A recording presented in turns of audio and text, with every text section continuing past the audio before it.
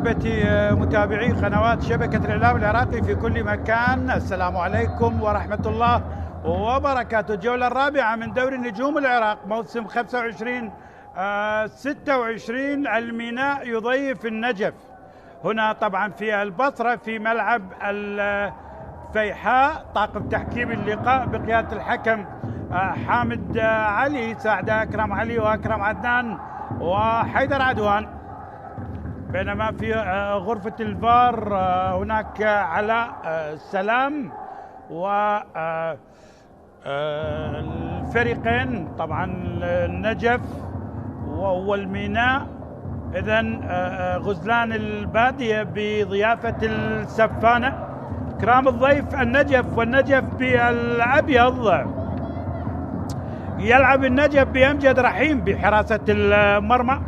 هناك بخط الدفاع أحمد نعيم، علي فائز، حمدي النقاز وحمزة عدنان. بالوسط المرمور إدريس نيانج، صفا هادي، نسيم الصيود وبشير قوراني. بالمقدمة علاء عباس. هكذا يبدأ طبعا مدرب الفريق المدرب المصري محمد عبد العظيم. الميناء وبالأزرق، وعلى يمين الشاشة وبقيادة مدرب لؤي صلاح يلعب بعبد السليم حماد بحراسة المرمى. هناك بخط الدفاع مسلم موسى، عباس ياس، فيصل جاسم، حيدر أحمد. بالوسط لوفيلو، روبن. هناك رضا باجي، أحمد محمود، وأيضا محمد عبد المطلب. بالمقدمة إياي بليف ومهند عبد الرحيم. توفيق للميناء والتوفيق للنجف في هذا اللقاء. كل يعلم الفريقين قادمين من خسارة بالجولة الماضية. الميناء خسر من القوى الجوية بهدف، والنجف خسر من الموصل بهدف مقابل هدفين.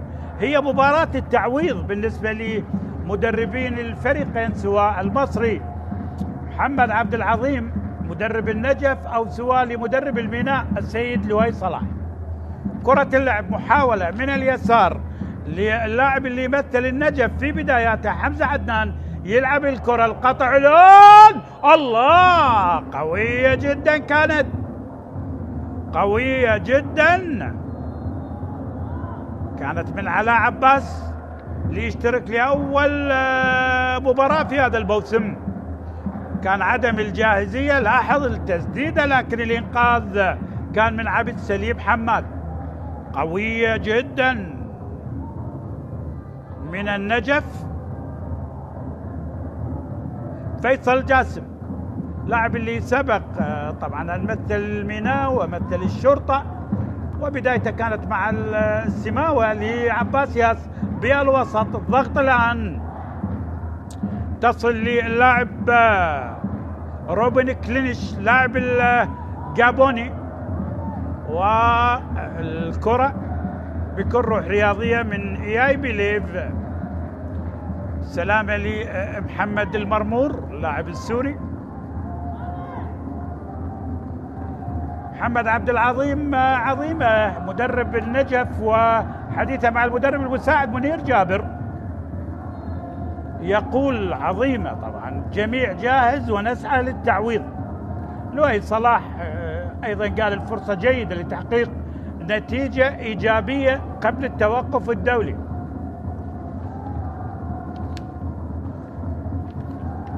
هي مباراة ل3 نقاط، هي مباراة التعويض للفريقين على اعتبار خسروا بالجولة الماضية. وفي مراكز، يعني نحن في بداية الدوري الجولة الرابعة، تحدث عن النجف في المركز 19 والميناء بالمركز 13. كرة اللعب من مسلم موسى، الانطلاق الآن للمغربي رضا ماجي. هذا عنده هدف على نفط بيسان. انطلاق الآن رضا ماجي، الميناء وإلى الركنية اللي بعد من رقم 7 أيضا صفا هادي، لاعب اللي لعب للزوراء والقوى الجوية. هذا لؤي صلاح اشرف على التدريب طبعا، اربيل وكير الكهرباء والقوى الجوية. البداية لا زالت يعني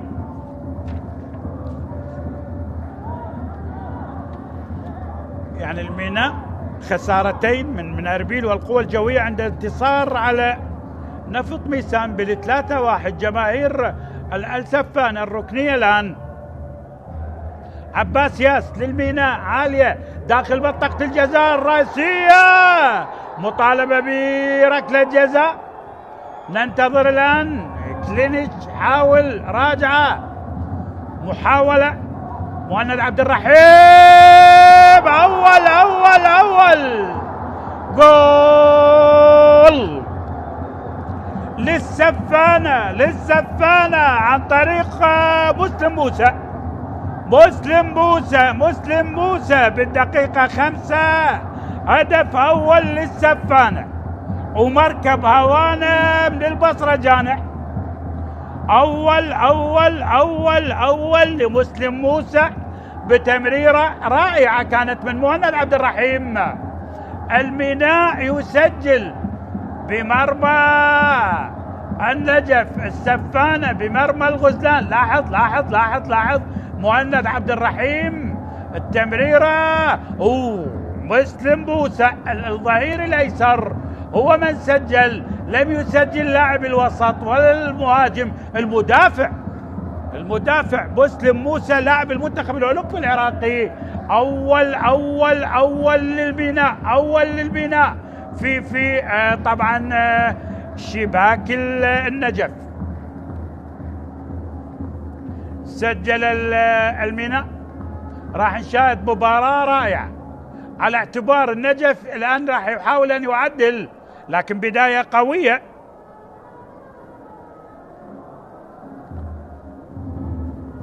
الفار حامد علي، الحكم طبعا صاحب 35 سنة، محافظة بابل، بكالوريوس تربية رياضية. علي فايز يتحدث وياه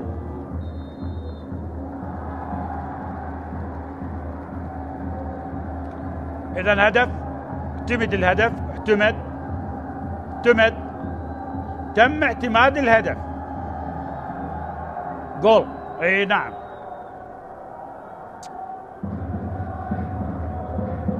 أول للميناء.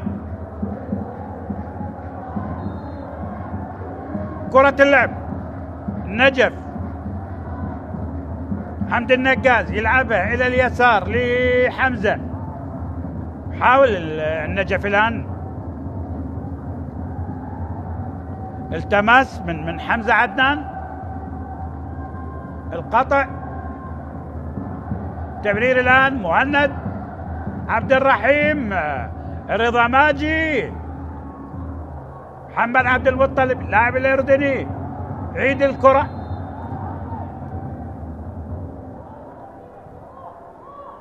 الراية والتسلل، نسيم صيود عالية الكرة، محاولة الآن لاعب التونسي، تسديدة قوية كانت من بشير بن محمد.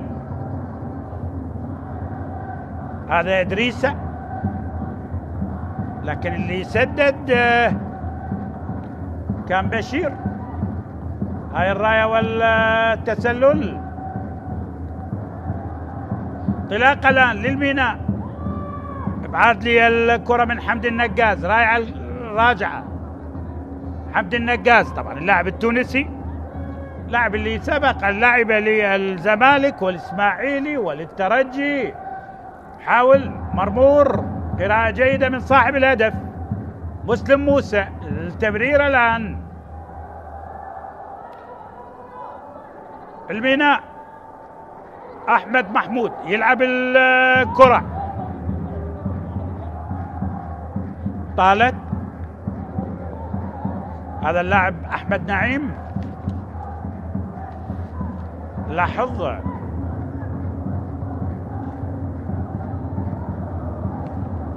لاعب النجف. تقدم أمجد رحيم، حارس اللي يمثل النجف والقوى الجوية والكهرباء ونفط ميدسان. إدريسة يلعب الكرة بالوسط، الإبعاد هذه المرة من عباس ياس، الانطلاقة الآن، محمد حاول يحصلها، راجع الكرة،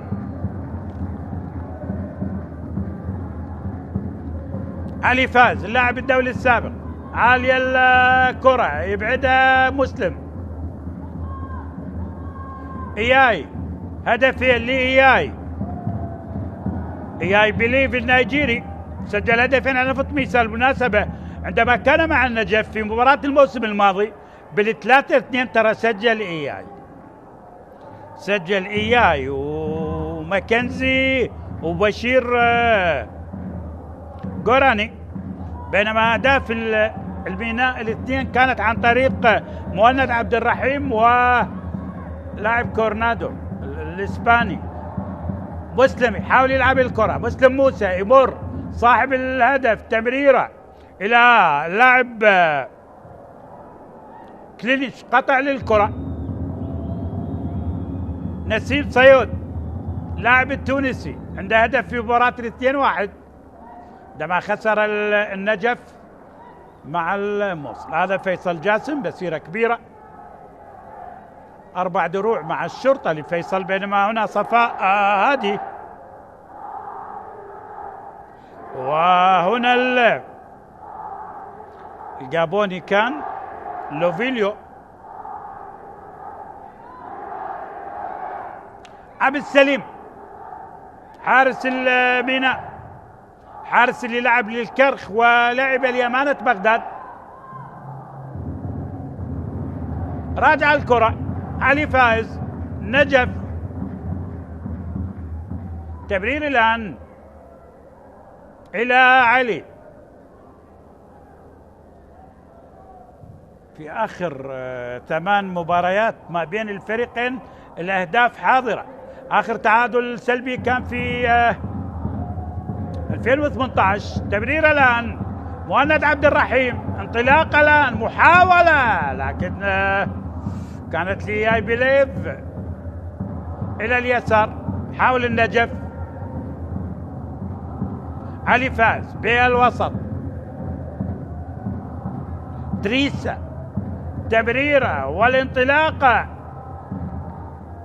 البشير يلعب الكرة على عباس لاعب القوى الجوية ولاعب الزوراء.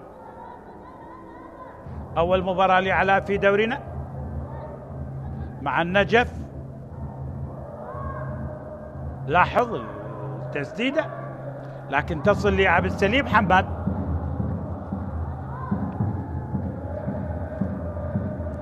أربيل والغراف وديالة في المقدمة ب10 نقاط.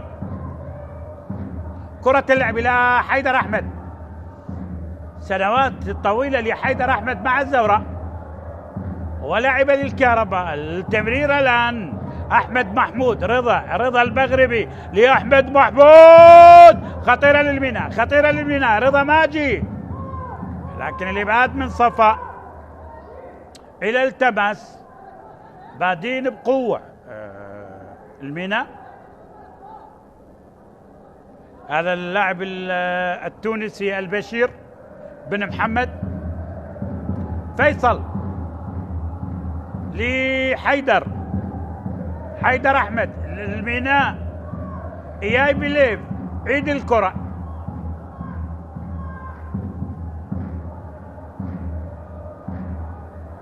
نقل الكرة الآن لمسلم، تمريرة للمغربي رضا ماجي، حاول الميناء لبوجبا الأردني، محمد عبد المطلب، عباس ياس. تمرير الآن بالنسبة لعباس، هذا ابن الميناء يعني من الناشئين للشباب للفريق الأول مع الميناء منذ 6 مواسم.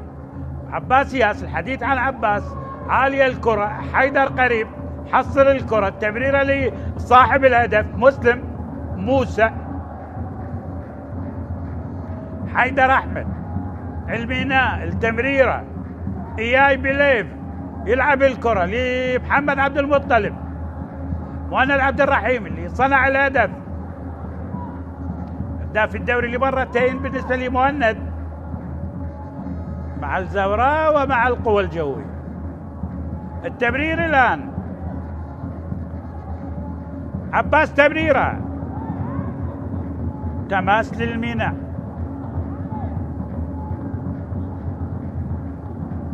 السلامة للاعب أحمد نعيم، الظهير الأيمن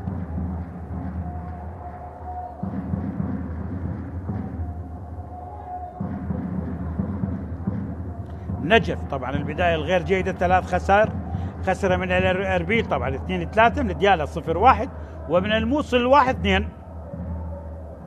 بينما الميناء خسارتين طبعا كانت من القوى الجوية بهدف، وخسر أيضا من أربيل 1-3. جماهير السفانة والموازرة عند فوز الميناء على فريق نفط ميسان. لكن الفريق اللي خسر مباريات ال4 دهوك،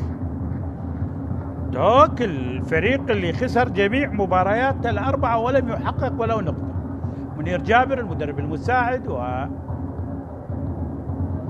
ومحمد عبد عظيمة المدرب اللي يشرف على تدريب النجم اللبناني، والحسين هربد والفيصلي واشرف على تدريب الشرطة. سلامة هم عندهم بالظهير الأيمن طبعا الغيابات، عندهم شبر علي ظهير الأيمن بالنجف، بينما غيابات الميناء كرة خطيرة داخل منطقة الجزاء وإلى الركنية. غيابات الميناء تحدث عن نجم شوان، حسن حامد ومرتضى علي.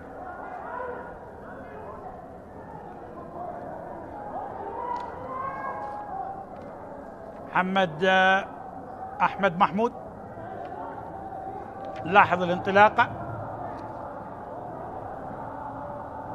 أحمد محمود تسديدة، يطالب بركلة جزاء،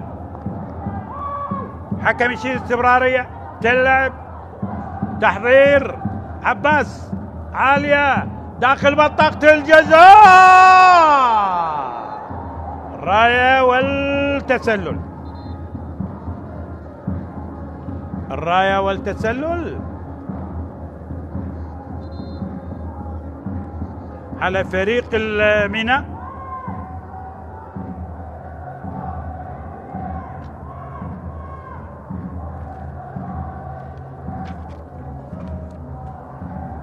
داخلين الدقيقة 18. يا من تتابع قنوات شبكة الإعلام العراقي في كل مكان، تقدم للميناء بالدقيقة 5 عن طريق مسلم موسى. لاحظ الفار، وهل هناك شيء؟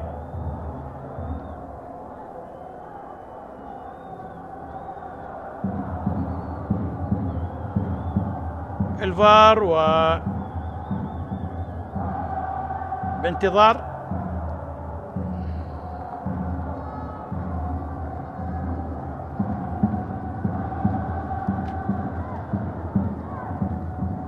كرار عبد الكريم في غرفة الفار مع علاء سلام بانتظار القرار.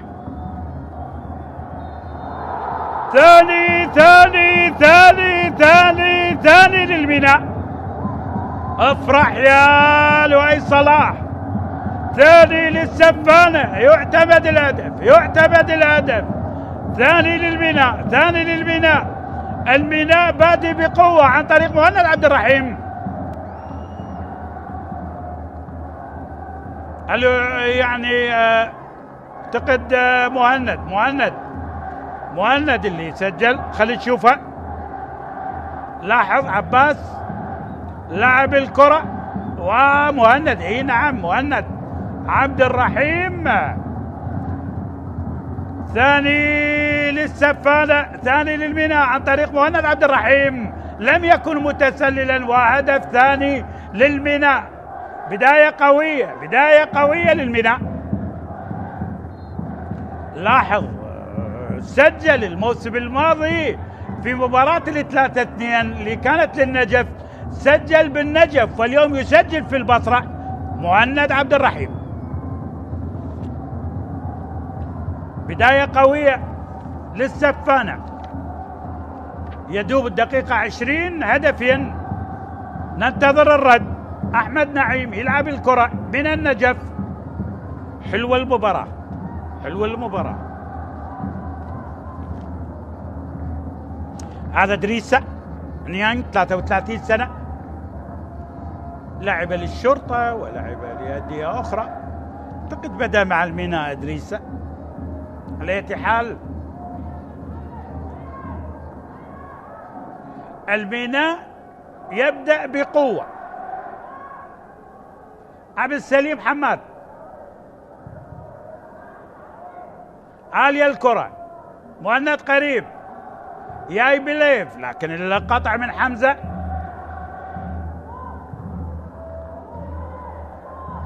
كرة تلعب، تمرير،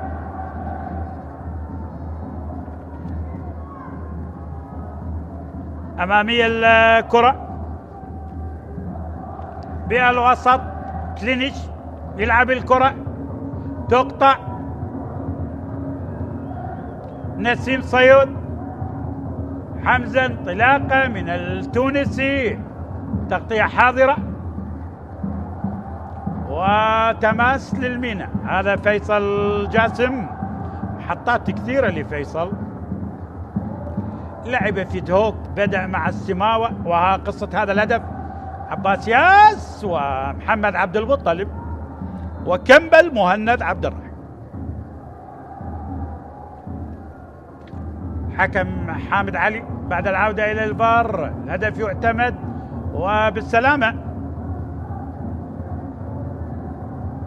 اعتقد ادريسة أو لاعب آخر، خلينا نشوف.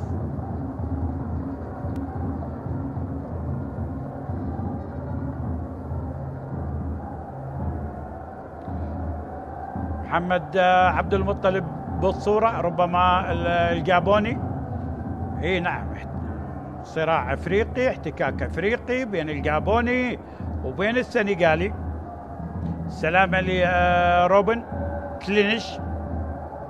هذا دريسة لاعب النجف، وهذا كلينيش. روبن موسم ثاني.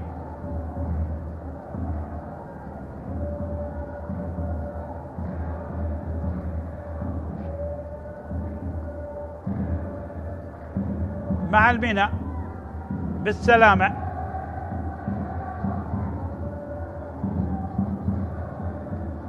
جماهير السفانة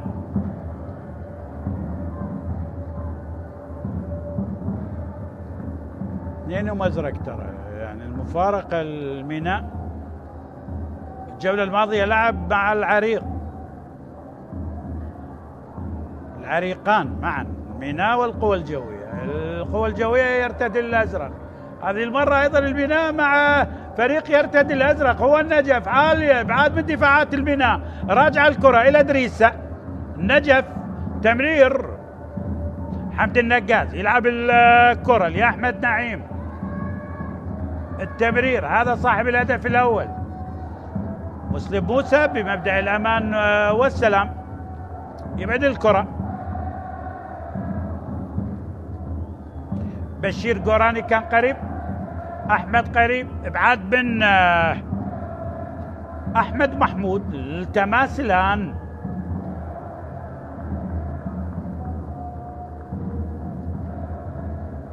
حمد النقاز التونسي كان بالصورة.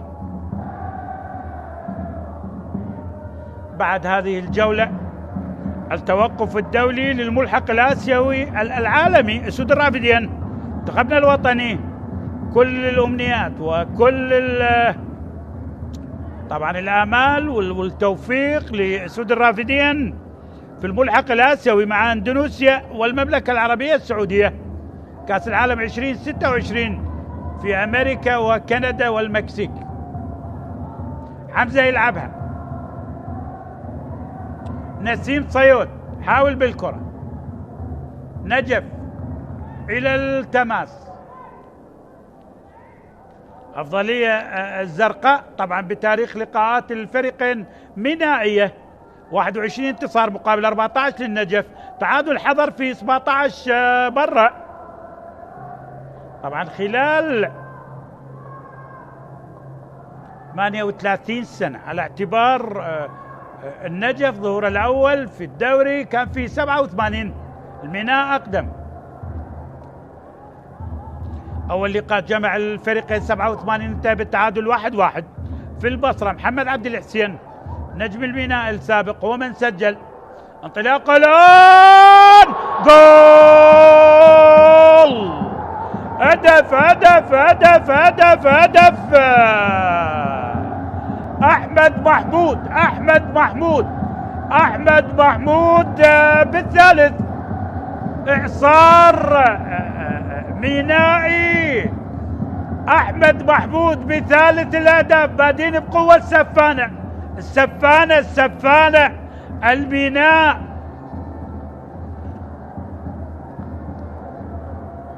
النجف يقول الإعصار جانا من السفانة 3-0. لا الله الله، لاحظ مهند تمريرة وأحمد محمود، أحمد محمود بهدف. شوف التمريرة كانت من محمد عبد المطلب، بوجبا كما يسمى في الأردن. ما كذب خبر أحمد محمود. ثالث ثالث ثالث ثالث. بادين بقوة المينا، بادين بقوة المينا. 3-0 لغاية الآن. أحمد محمود 3-0 للميناء. اي نعم، مسلم، موسى، مهند عبد الرحيم واحمد محمود.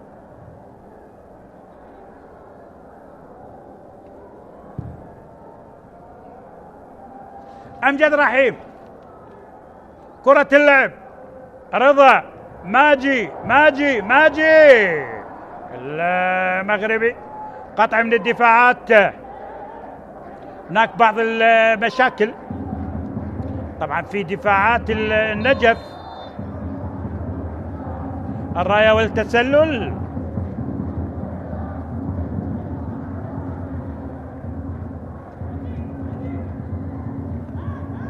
ثلاثة ويا 95 يكون 98 هدف في 37 مباراة، يعني بنسبة ممتازة تقترب على 3 أهداف في كل مباراة. بداية قوية لدورينا،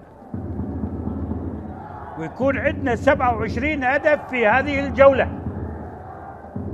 أعتقد الجولة الأولى كانت 28، الآن الجولة الرابعة ب 27 هدف لغاية الآن. فيصل يترك الكرة لعبد السليم حماد. بليف لماجي، انطلاقة الآن محمد عبد المطلب مع النقاز، وخطأ للتونسي حمد النقاز. أول لقاء 87 انتهى بالتعادل 1-1. محمد عبد الحسين للبناء، حسين علي حسين للنجف. وآخر لقاء الموسم الماضي انتهى بال1-1 على عبد الزارة للميناء ومحمد قاسم للنجف. لكن هذا اللقاء بداية قوية للسفانة للميناء. عملية الإعداد، إدريس يلعبها للبشير، خطيرة خطيرة بعد من دفاعات الميناء. المغربي رضا عنده هدف على نفط ميسان. خطأ لصاحب الهدف الثالث أحمد محمود، الخطأ على محمد المرمور، هذا السوري لاعب القادم من المنامة البحريني.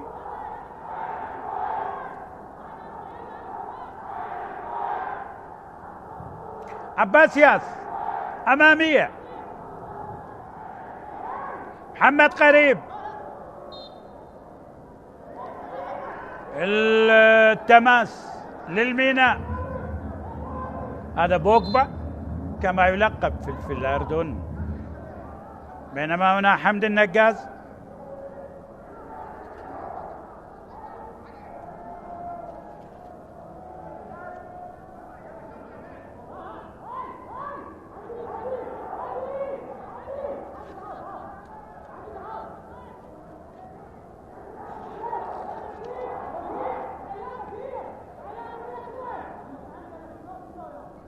كرة اللعب داخل منطقة الجزاء الرأسية وإلى ركلة مرمى.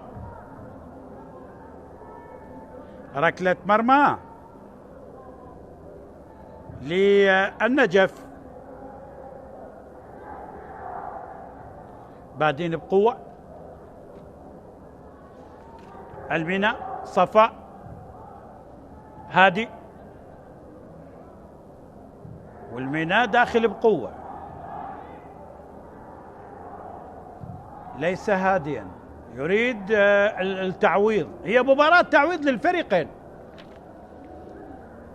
تحدث عن النجف في المركز 19 وتتحدث عن الميناء المركز 13. طالت الكرة على نسيم صيود، ده هدف على الموصل.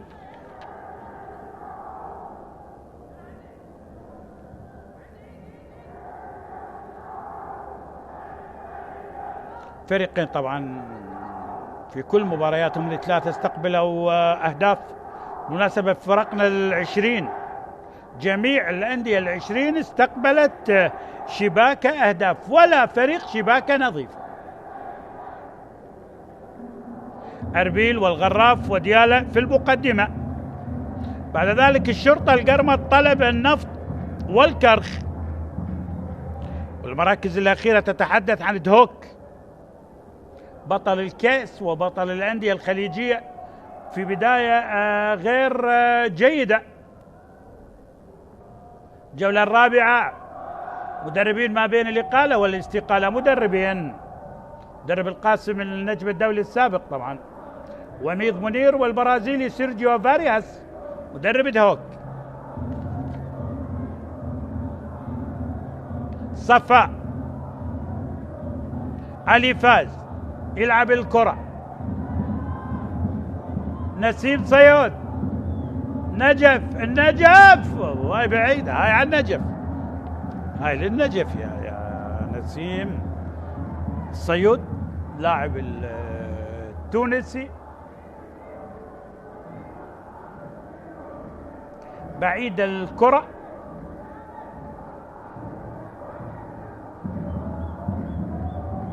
الموسم الماضي النجف كان مركز 15 ب 46 نقطة، والميناء كان بالمركز 16.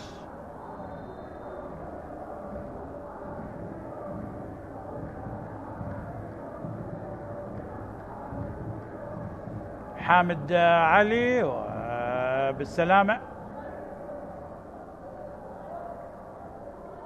سلامة إياي بيليف النيجيري، هدفين لهذا اللاعب، لاعب النجف السابق. لكن لؤي صلاح والميناء، وبداية قوية. حيدر أحمد كظهير أيمن في الزوراء وفي الكهرباء، مركز المحبب بالنسبة لي حيدر أحمد، ودائما مميز يعني بالنسبة لي حيدر مع الزوراء لفترات طويلة ومع الكهرباء. هذا حيدر، تمرير الآن. أعتقد لؤي يلعب بالثلاثة، يعني يلعب بحيدر وبفيصل وبمسلم.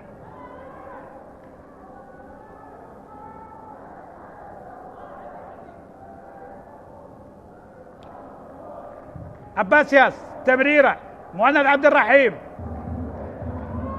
سجل هدف، صنع هدف. صفاء النجف،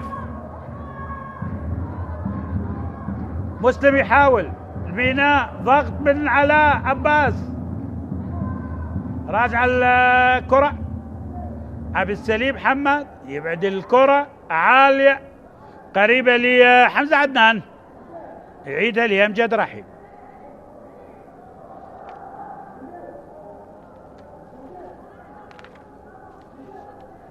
نجف لم يحصل على الدرع بتاريخ، لكن كان وصيف 3 مرات، 95 96 كان بقيادة السيد ناجي حمود الاسم الكبير في النجف المدرب والإداري، كان رئيس الاتحاد العراقي لكرة القدم. 2005 2006 مع عبد الغني الشهد، و2008 2009 مع هاتف شمران، لكن هم قدموا لنا هداف للدوري حالهم حال البناء، هداف وحيد بتاريخ. يعني النجف علي هاشم الاسم الكبير كان هدافا للدوري 96 97 ب 19 هدف، والميناء قدم لنا جليل حنون ب 11 هدف بالمرة الوحيدة بتاريخهم من حصلوا على الدرع في 77 78، يعني تتحدث عن 48 سنة على اللقب الوحيد للسفانة للميناء بقيادة المدرب جميل حنون. أول فريق ينقل الدرع والدوري من العاصمة بغداد إلى البصرة. انطلاق الآن حيدر أحمد من اليمين، حيدر مع إياي بليف، حيدر تمريرة علي قريب وإلى ركلة مرمى.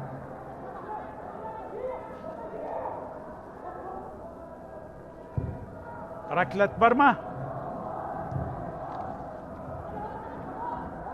لاحظ الانطلاقة،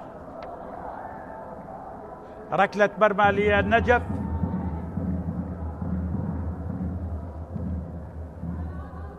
كرة بها الوسط، عباس، مسلم موسى، تمريرة، والده كان أيضا لاعب، موسى فياض، تسديدة مهند، لكن مسك جيد من أمجد رحيم. هذا مهند عبد الرحيم هداف الدوري مرتين مع الزوراء، مع هدف موسم 2015 متساوي مع حمادي أحمد، ومع القوة الجوية 18 هدف في موسم 2022. بالمناسبة ترى مهند عبد الرحيم دخل المئوية مع النجوم الكبار،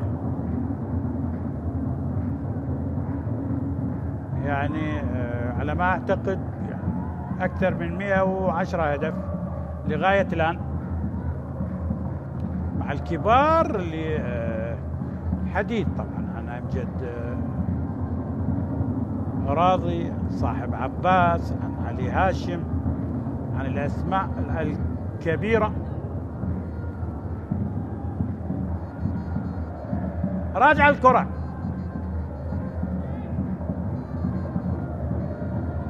مسلم يعيدها، تمريرة، طبعا مع أسماء كبيرة اجتازت 100 هدف، يونس عبد علي، كريم صدام الراحل، أحمد راضي، أعتقد علاء كاظم، أسماء كثير. لكن يبقى الهداف التاريخي أمجد راضي بال181 هدف. عبد السليم، تمريرة، داخلين على الدقيقة 40. يا من تتابع قنوات شبكة الإعلام العراقي في كل مكان، ميناء 3 نجف لا شيء. أهداف البناء سجلت عن طريق مسلم موسى ومهند عبد الرحيم وأحمد محمود.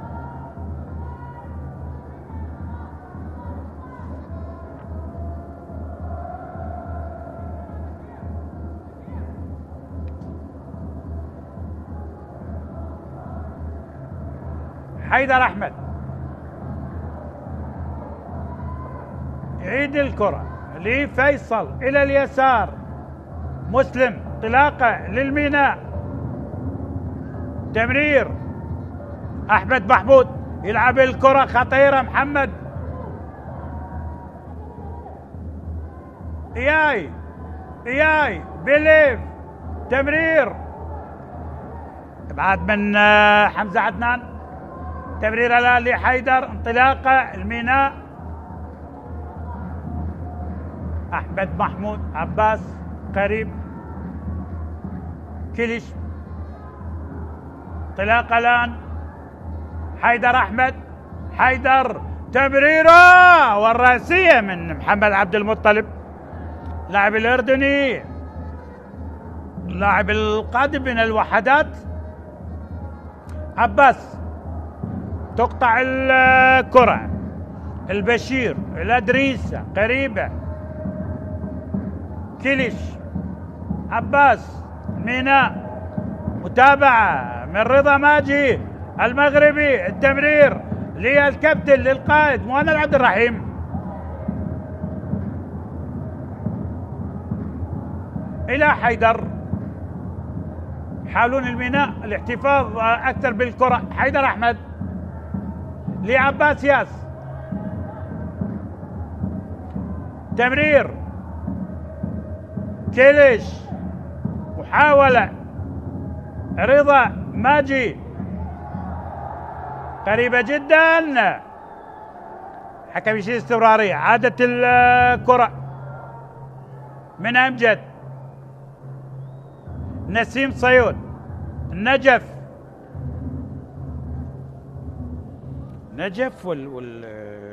أسوأ بداية للنجف في المواسم الأربعة الأخيرة على الأقل. أحمد نعيم عيد الكرة، حمد النقاز، علي فاز موسم ثاني إلى حمزة عدنان، حاول نسيم صيود وإلى التماس،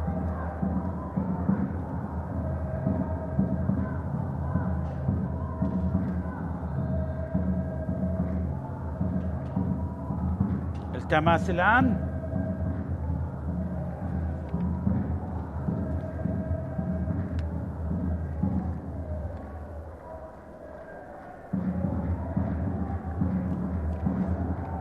كرة اللعب، إياي بليف، الميناء التمرير لأحمد محمود، محاولة خطيرة للميناء، أحمد يحاول، محمود والرأسية وإلى ركلة مرمى، حاول مهند عبد الرحيم،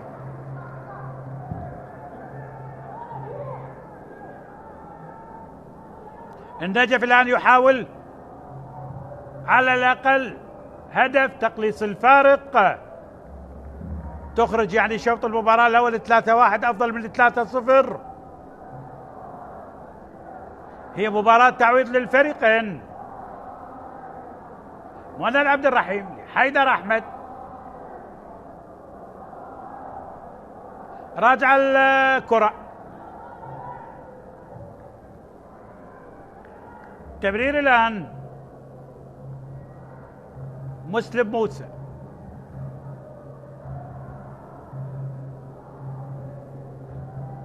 التمرير الميناء، حاول يعني عملية الاحتفاظ بالكرة وقتل الدقيقتين المتبقية، شوط أول أزرق مينائي، صفاء على حساب النجف بال3-0، هذا على عباس بالسلامة، هو يعني قادم من إصابة وأول مباراة وعدم جاهزية حلوة من حيدر. نهض الآن، انطلاقة الآن،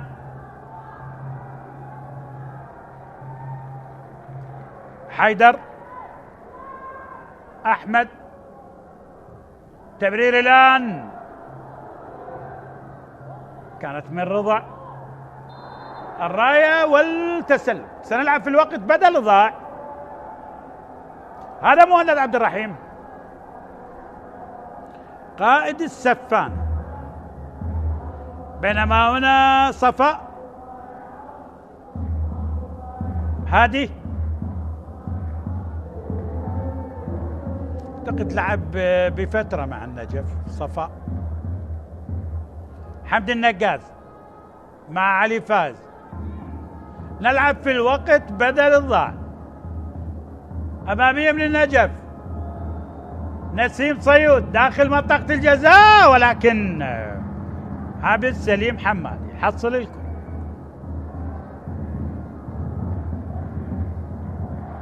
هذا التونسي. بينما هنا مسلم أمامية. محمد عبد المطلب الأردني حرة مباشرة. طبعا التوجيه من هلقرد الملا محمد شقيق الدولي هوار الملا محمد، يعمل مساعد مع لويس صلاح. هلقرد الملا محمد واوس ابراهيم وعامر عبد الوهاب كمدرب للحراس. بينما عظيم المصري مدرب النجف معاه منير جابر، معتز عبد الحسيب، محمد عبد الزهرة واحمد بهلول. احمد بهلول التونسي مدرب اللياقة البدنية. حيدر احمد ميناء. حاول حيدر لمسلم صاحب الهدف. نقل الكرة من عباس ياس. روبن كيليش راجع الكرة. عباس ياس ميناء.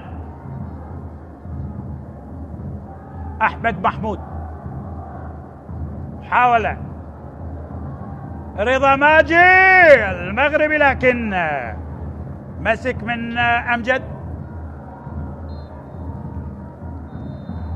إذا صافرة الحكم حامد علي تنهي شوط المباراة الأول. الشوط الأول ينتهي بتقدم السفانة، بتقدم الميناء على حساب النجف ب3 أهداف مقابل لا شيء. الأهداف سجلت عن طريق مسلم موسى، مهند عبد الرحيم وأحمد محمود. استراحة قصيرة وستكون لنا عودة بعد فترة الاستراحة. إلى اللقاء.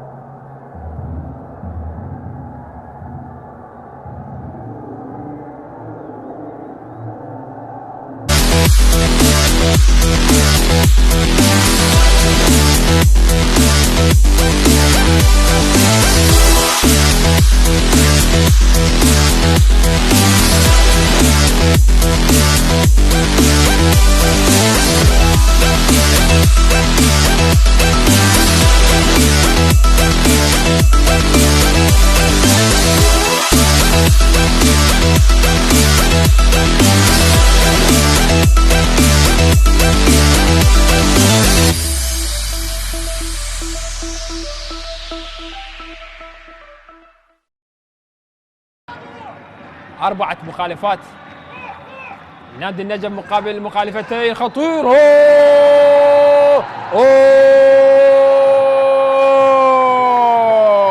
جول جول جول أول يأتي في اللقاء.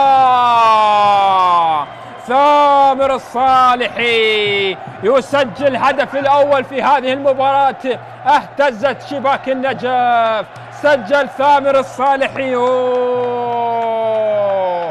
جول في غفلة من دفاعات النجف. سجل ثامر الصالحي بكرة رأسية. جول أكيد أفرح جماهير دياله، أفرح كل من يشاهد المباراة. الله الله الله الله، وضحى بإتقان على يمين حارس المرمى. شوف هذه الكرة بالراس، الله الله، بشكل رائع جدا، وفاجأت حارس المرمى أيضا بغفلة أيضا من دفاعات نادي النجف بسوء رقابة، ولكن بشكل رائع جدا سجلها. سجل ثامر الصالحي الهدف الأول. التسديدات المباشرة على الخشبات الثلاث. هنا تمريرة خاطئة والهدف الأول للصقور. الله الله الله الله الله، حلق أيها الصقر ولا تبالي. بعد كل سقوط هنالك نجاح. القوة الجوية، العريق، هنا التاريخ، هنا العراقة، هنا الحارث حاتم للمباراة الثانية يسجل، للمباراة الثانية على التوالي. خطأ فادح يستغله هنا الحارث حاتم. الله الله الله الله، شوف التمريرة الخاطئة التي قدمت على طبق من ذهب. الحارث حاتم هو تركها لكن عاد للمتابعة. جول جول جول جميل جميل جدا لأبناء القوة الجوية. هنالك نعم الأخطاء، وهنا المفاجآت، وهنا الحارث حاتم يسجل أول أهداف اللقاء بالنسبة للقوة الجوية. هنا الصقور بدأت بالتحليق، هنا الاحتفالية. نعم الحارث حاتم يجب الاحتجاج. المدرب هو من يمتلك الصلاحية الكاملة. وهنا أمجد عطوان. الله الله الله الله الله، هذه الأهداف وإلا فلا. أمجد عطوان عاد من الحرمان ليسجل هدف عالمي عالمي عالمي عالمي لأبناء الخابور. يعرفون طريق المرمى جيدا، وأن لم يحالفهم الحظ في الجولة الأولى فاعتبروها هنا الجولة الأولى. أمجد يا أمجد، أمجد يا أمجد، الله عليك يا أمجد. قدم يمينية قوية قوية باغتت حارس المرمى محمد صالح، وبذلك هدف التعديل. هدف التعديل. أبناء الخابور حتى وإن غابت جماهيره فهم على قدر المسؤولية، وهذا ما ترجم أمجد عطوان وسجل هدف ولا أروع في مباراة الأولى بعد العودة من الحرمان. ديبوتي يتركها الآن. الله الله الله الله الله الله الله الله،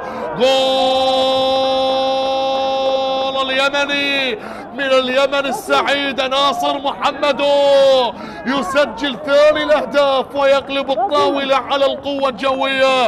الله الله الله الله، سيمفونية تعزف بأقدام لاعبين أبناء الخابور. هدف يدرس، هدف جميل. تمريرة محمد علي عبود التغيير الناجح، تمريرة ولا أروع لمحمد ياتارا. قال له تفضل سجل لناصر محمدو، وهدف ثاني. شوف هل هنالك راية، هل هنالك تسلل؟ ننتظر ونشاهد. تمريرة ذكية ولا أروع، لم يكن أنانيا محمد ياتارا، وناصر محمدو يسجل الثاني. شوف التغييرات ماذا صنعت، ماذا قدمت يا وسام رزق. هي بدأت من محمد علي عبود الذي شارك قبل دقائق، وانتهت بالبديل الآخر آفاني وهاندرين، وبعد الانتقال إلى زاخو ودهوك. الله،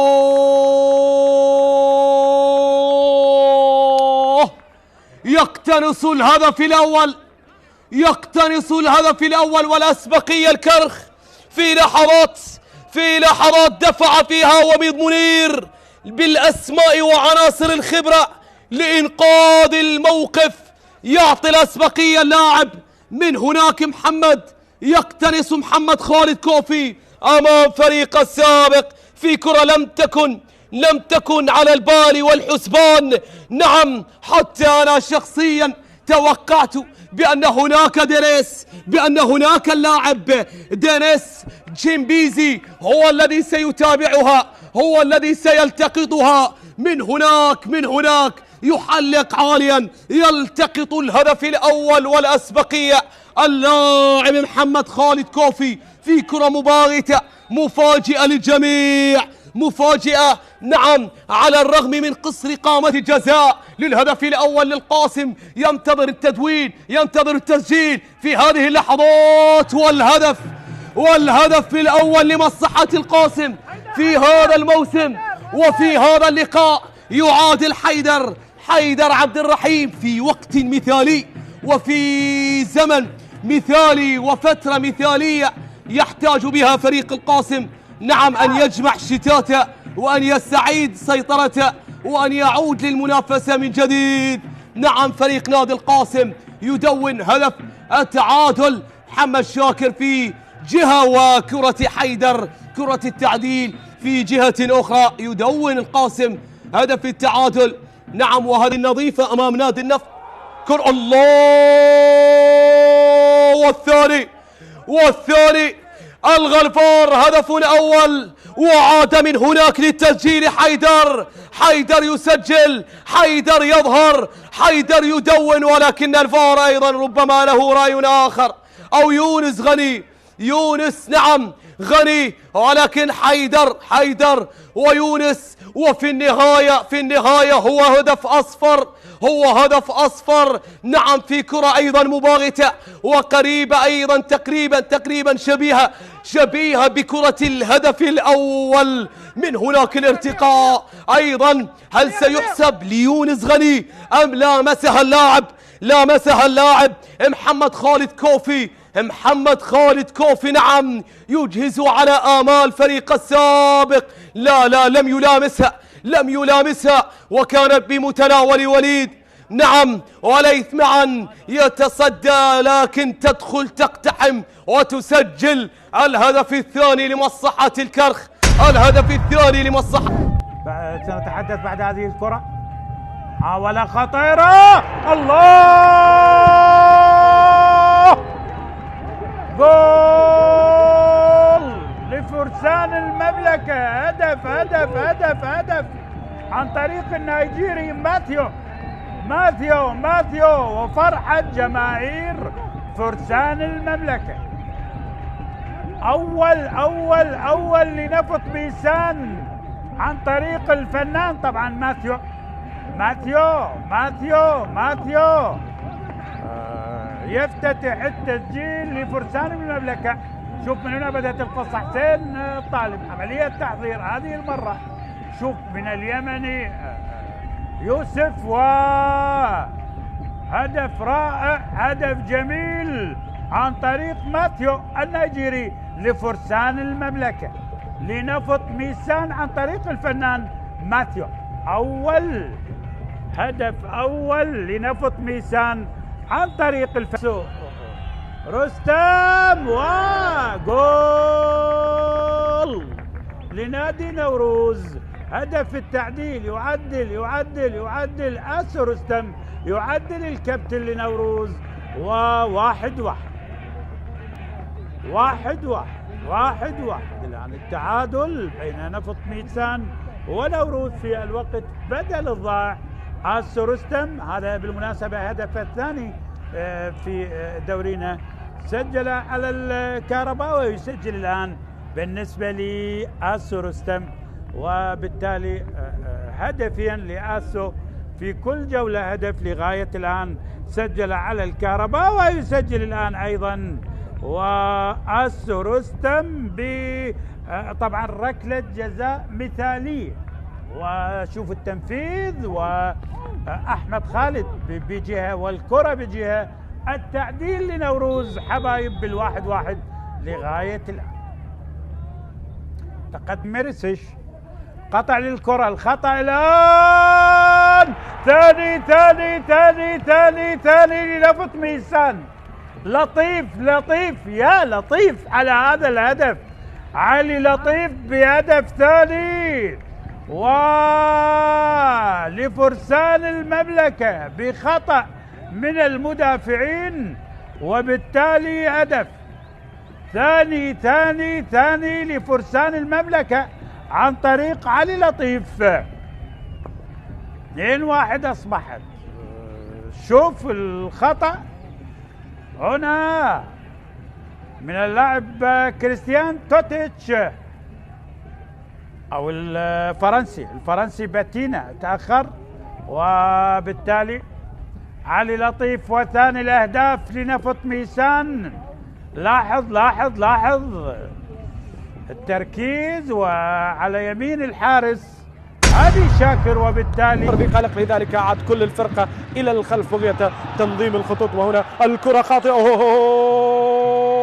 يا قابيل يا قابيل يا قابيل، الله يا قابيل. الإمبراطور هنا يظهر من جديد بالوجه الجديد بالشكل الجديد. أربيل يضرب من جديد، ومصطفى قابيل بعد خطأ لا يغتفر من المدافعين يكسر كل الخطوط، يسجل من جديد ويظهر من جديد ويضيف هدفا جديدا لأربيل. فرحة في القلعة، فرحة في كل مكان في صلاح الدين، في كل أماكن أربيل. يأتي أربيل ليسجل الهدف، والجنرال هنا على عكس المسرى، على عكس الاتجاه. ظننا أن الجميع في مناطقهم، ولكن هذا الرجل اختبأ في مناطق الميناء، أخذ كرة من المدافعين. لاحظ هنا السس بنيران صديقة. من أين أتيت يا قابيل؟ من أين جئت يا قابيل؟ عبادي راح، عبادي مر منه قابيل ووضع الكرة في مرمى علي. هذه الكرة، وأي مدافع يفعل كل هذا يا مجتبى علي؟ ماذا فعلت يا مجتبى علي؟ ماذا صنعت يا مجتبى علي؟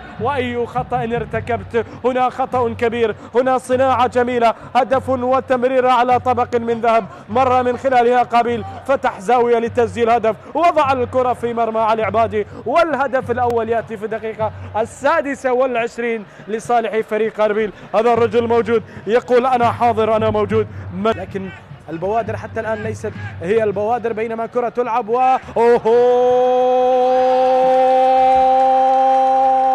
للثانية لعيب، للثانية حريف، للثانية ممتع، للثانية مستقبل الهجوم. يسجل الهدف الثاني ويلمع بين النجوم في سماء البصرة. الهوليري الأربيلي المعروف مصطفى قابيل يسرق كرة ثانية من علي عبادي، والمصايب على لؤي صلاح لا تأتي فرادا. استمتع في لعبة البلاي ستيشن وسجل الأهداف على الطريقة الجميلة. الجنرال عمل العمايل، الجنرال يعمل انتفاضة هنا، يواصل التقدم، وأربيل يسجلون الهدف الثاني. يأتي الهدف الثاني للإمبراطور. كرة ذهبت وانتظروا الجميع. نتحدث عن الدفاعات. هذا عبادي لم يحسم، هذا عبادي لم يمسك، والكرة في المرمى يا عبادي، الكرة في الجول يا علي. لاحظ هنا الكرة التي أتت، الكرة التي لم تأتي مع علي عبادي ولكنها تتبع قابيل، وسجل الهدف الثاني. ثنائية لأربيل، ثنائية لهولير وعلي عبادي. هنا يقطع في مسك الكرة وفي التوقيت من أجل الوصول إلى الكرة، والمصائب لا تأتي فرادا.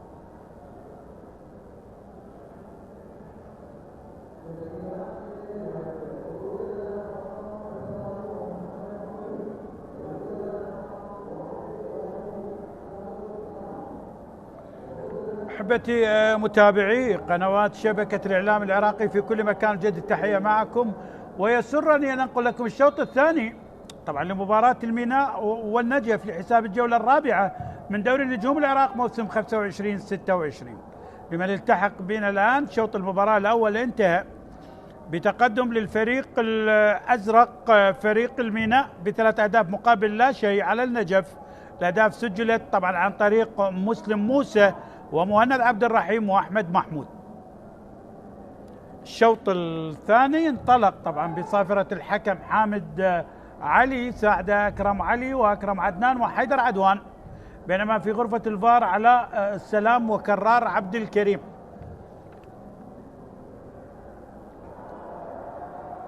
انطلاق الآن للميناء القائم. الله الله الله الله الله، محمد عبد المطلب الأردني، والرابع رابع رابع رابع رابع رابع رابع للسفانة للميناء مهند عبد الرحيم بالمكان السليم. الميناء والأربعة بداية قوية بشوط المباراة الأول، وفي الشوط الثاني رابع الأهداف. الميناء بالأربعة، الميناء ما أروعه. ما تحدثنا لا عن تشكيل الفريقين، ثاني شخص لمهند عبد الرحيم، رابع الآن. شوف القصة بدأت من مسلم لمهند، الانطلاقة ماجي لمحمد عبد المطلب القائم، واستمرت الهجمة والمتابعة. وشوف مهند عبد الرحيم رابع للبناء وثاني شخصي لمهند. رابع للبناء بادي بقوة. هي مباراة تعويض للفريقين، لكن الميناء بال4-0 لغاية الآن على النجف. هدف في مرمى النجف عن طريق مهند عبد الرحيم، رابع الأهداف.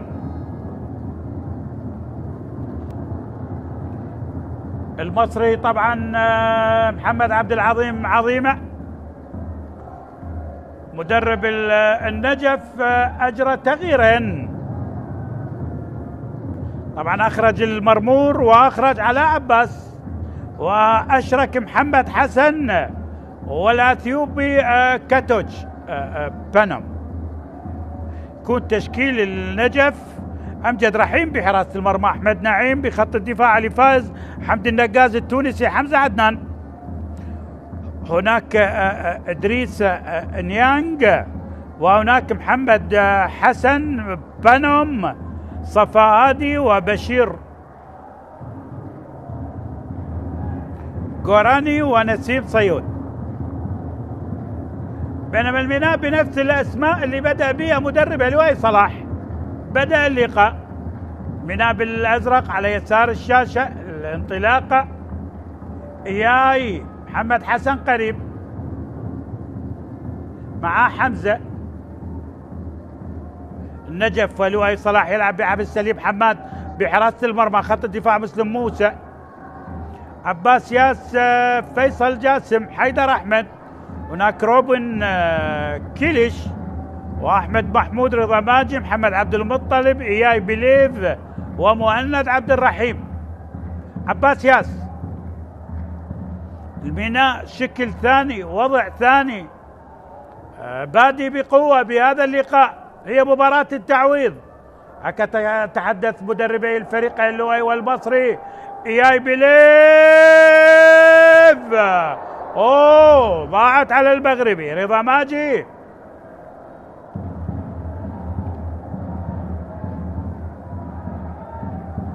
أربعة 0.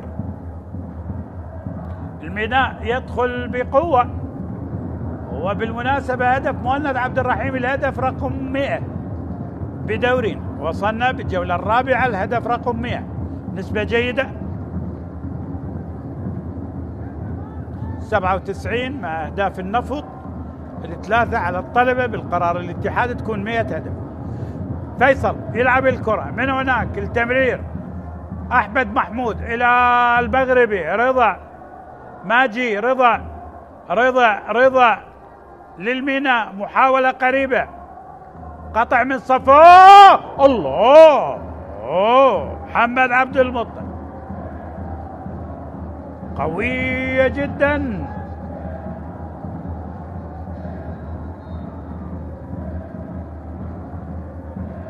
أكبر فوز طبعا للميناء كان موسم 99-2000. هذا حيدر أحمد قدم مباراة ممتازة.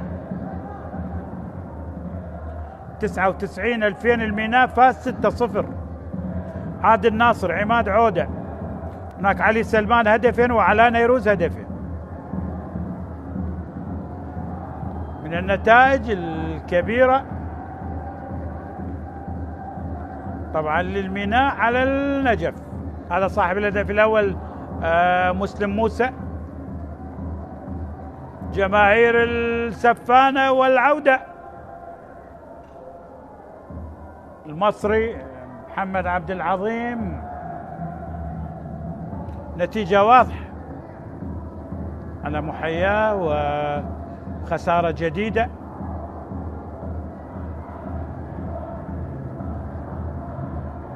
ربما تكون صعبة. محمد حسن يلعب الكرة، نسيم صيود لمحمد، على عباس ترك المباراة بالشوط الثاني مع المرمور. الميناء مسلم، ثاني مباراة للميناء على ملعبه، خسرها هنا أمام أربيل. انطلاق الآن،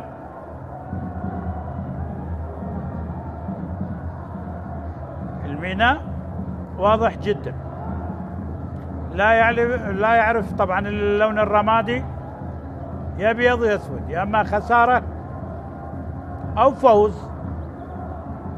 خسارتين من اربيل والقوى الجويه، وعنده فوز على نفط بيسان، متقدم الان على النجف.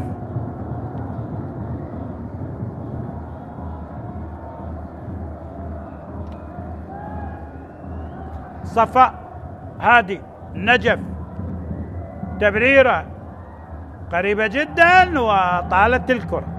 حاول اللاعب البشير اللاعب التونسي،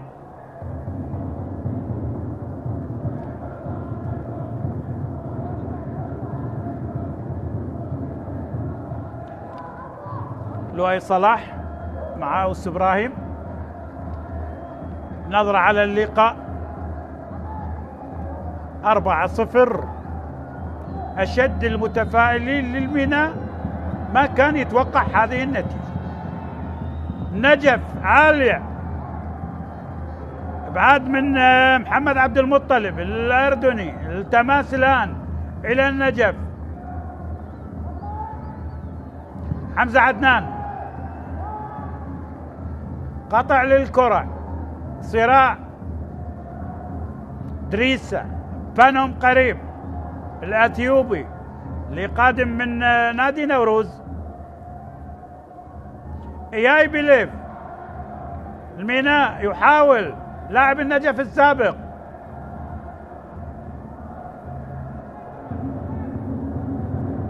بنهم،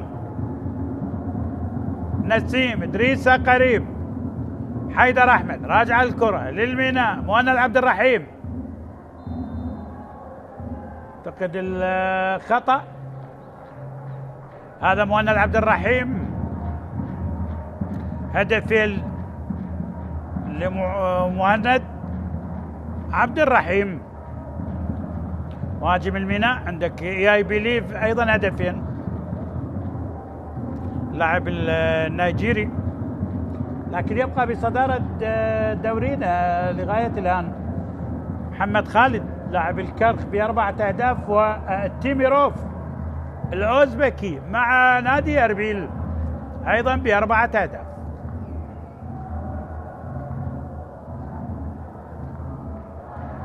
بنهم قطع للكرة، راجع لحيدر أحمد. الميناء كلش، روبن الجابوني لحيدر، حيدر مع النيجيري، إياي بيليف، فيصل يعيدها لعبد السليم حماد،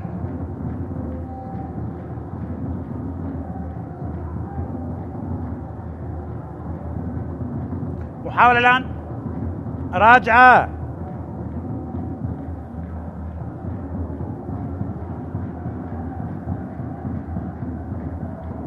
أمجد رحيم، النجف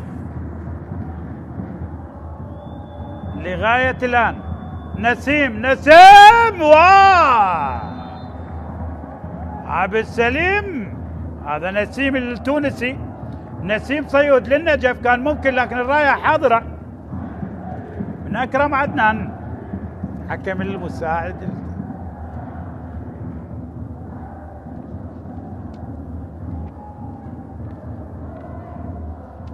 الراية والتسلل على النجف،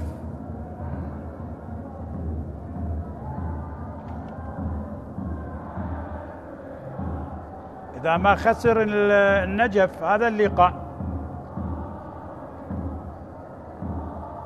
فيكون يعني وضعيته نفس وضعية دوك، يكونوا للفريقين اللي يتلقوا 4 خسائر في 4 مباريات لغاية الآن وما حصلوا ولا نقطة. يعني الفريق الأكثر خسارة هو دوك. النجف الآن رضا ماجي وإلى الركنية، ركنية للميناء. شوف الميناء سجل الأول لم يتراجع، سجل الثاني بنفس الوضعية، سجل الثالث و4 أهداف ولا زالوا يعني يبحثون عن الخامس أمام النجف، اللي نتمنى أن يعود النجف. النجف الفريق الكبير نتمنى له العودة، خاصة عندنا توقف دولي. رضا ماجي المغربي بعد من الدفاعات، روبن كيلش الانطلاق الآن، بانوم الأثيوبي اللاعب اللي اشترك، عبد السليم يبعد الكرة، الراية والتسلل، الراية والتسلل.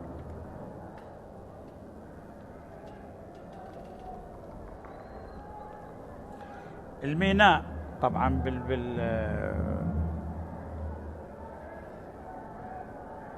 عنده 4، سجل 4، يكون أقوى خط هجوم بدورينا لغاية الآن. اي نعم الميناء 8 أهداف مع أربيل.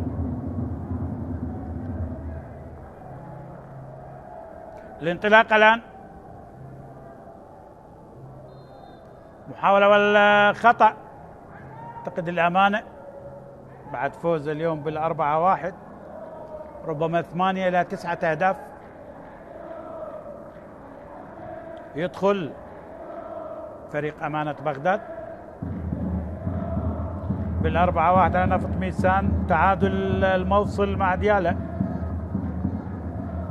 فرق المقدمة لغاية الآن أربيل، الغراف، ديالى، لكن ليس بعد. نحن الآن في الجولة الرابعة، دوري طويل والمتغيرات كثيرة والنتائج تكون متغيرة.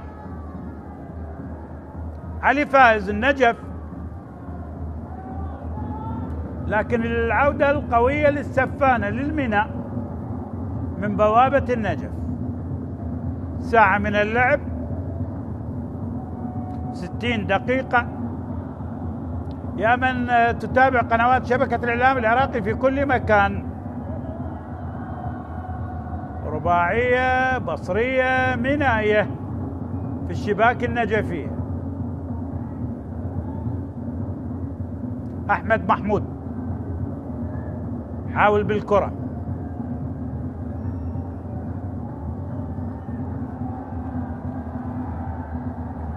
محاولة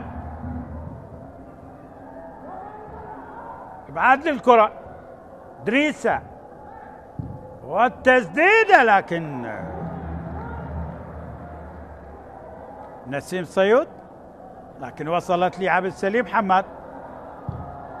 لاحظ انطلاق الآن، المغرب يؤدي مباراة كبيرة. رضا ماجي لكن ابعاد من الدفاعات، راجعة مرة أخرى، مهند قريب وتبعد من محمد حسن لاعب البديل.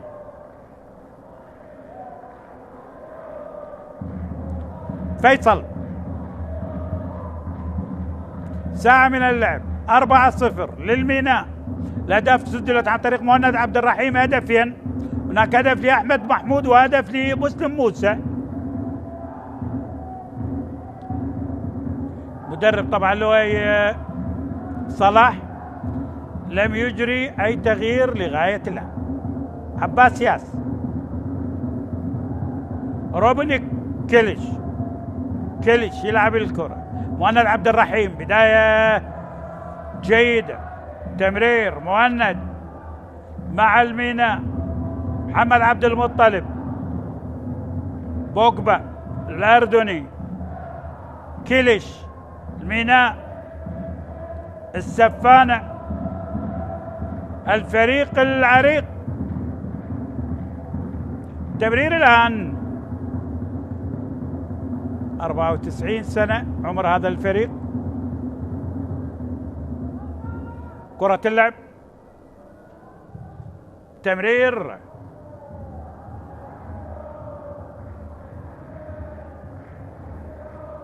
إياي نيجيري بليف، هدفين على نفط ميسان، لم يسجل اليوم، هذا اللي يسجل أحمد محمود. ماجي، تمرير، عباس حاول، حمزة عدنان، النجف يبحث عن هدف على الأقل.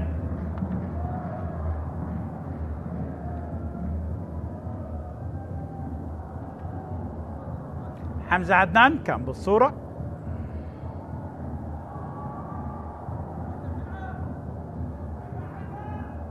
كرة اللعب،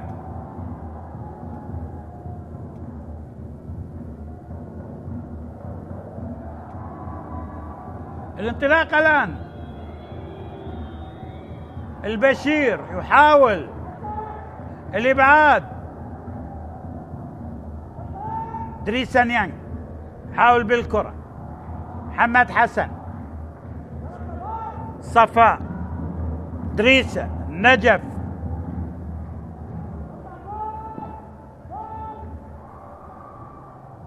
حمد النقاد، عيد الكرة، علي فايز،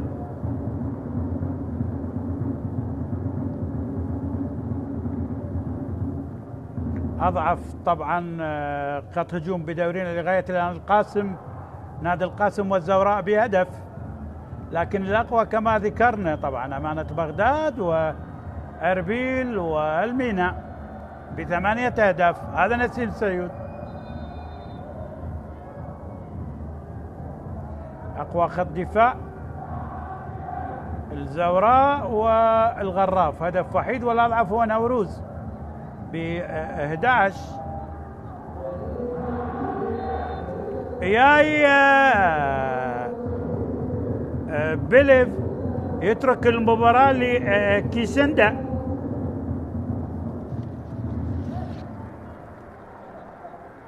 الكنغولي بأول ورقة للسيد لؤي صلاح مدرب الميناء. يشترك كيسندا الكنغولي، موسم ثاني للاعب توسيلا كيسندا الكنغولي صاحب 26 سنة. بالمناسبة الميناء على دكة البدلاء علي عبادي، مجتبى علي، محمد غالب، هناك علي السجاد، مهدي هاشم، كرار جعفر، محمود خليل، وهناك اللاعب الشاب مقتدى حيدر. بينما بدلاء النجف تتحدث عن مصطفى طارق، احمد نور، رضا حاكم، رضا فاضل، عبد الله حسون، سجاد رعد، وجعفر عبيس.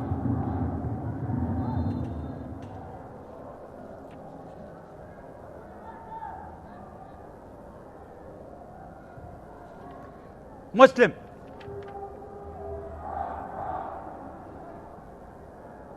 مهند عبد الرحيم إلى كيسندا،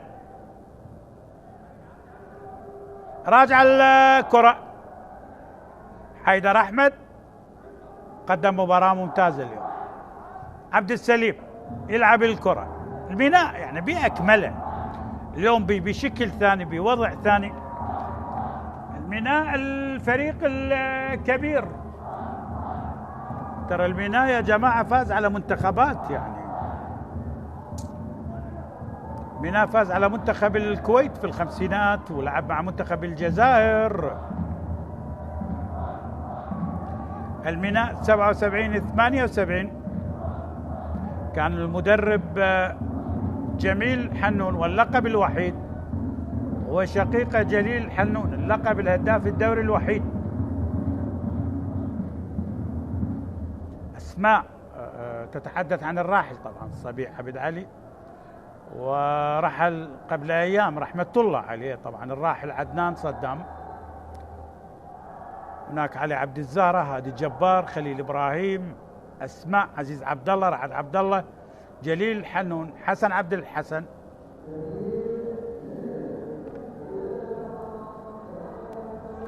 البشير يترك المباراة.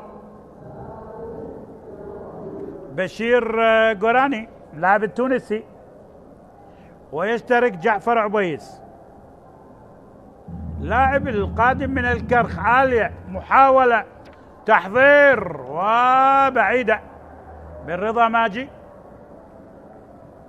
هذا المغربي.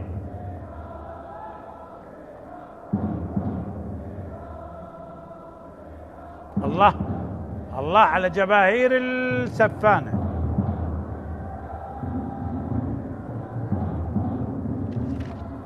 توفيق لجميع أنديتنا. فترة توقف ربما أسبوعين، توقف الدوري الملحق الآسيوي، وقلوبنا مع أسود الرافدين إن شاء الله، مع اندونيسيا والمملكة العربية السعودية. الأندية راح تستثمر طبعا في فترة التوقف، عملية الاستشفاء، عملية يعني دراسة الأخطاء، وعملية تقويم للأندية خلال 4 جولات. صفاء والخطأ على صفاء، هادي حرة مباشرة، يقول لها أنا قريب، ومسك الكرة باليد. صراع مع مهند عبد الرحيم، هدفين لمهند وصنع هدف، اعتقد هو رجل المباراة في هذا اللقاء.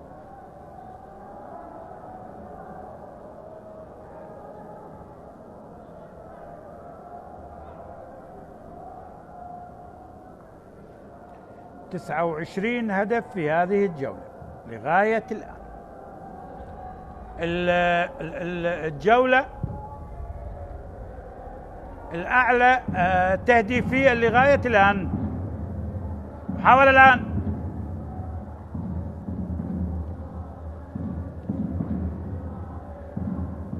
عباس ياس يلعب الكرة، محمد عبد المطلب، مهند عبد الرحيم، رضا، تمرير، والخطأ على المغربي رضا ماجي.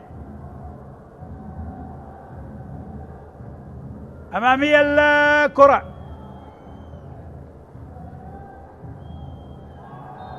كاتوتشا أو دريسا نيانجا السنغالي والبطاقة الصفراء.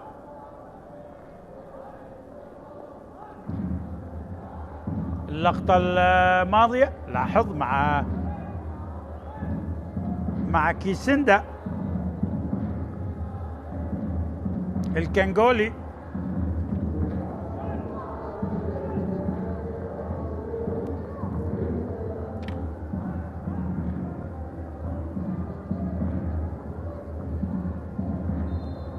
بطاقة على دريسة 70 دقيقة،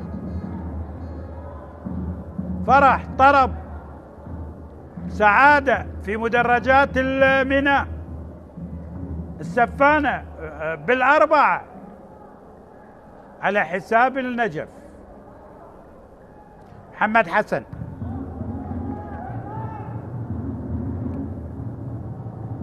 علي فايز يلعب الكرة، تقطع الآن، راجع النقاز بالوسط، صفاء وحرة مباشرة والخطأ هذه المرة.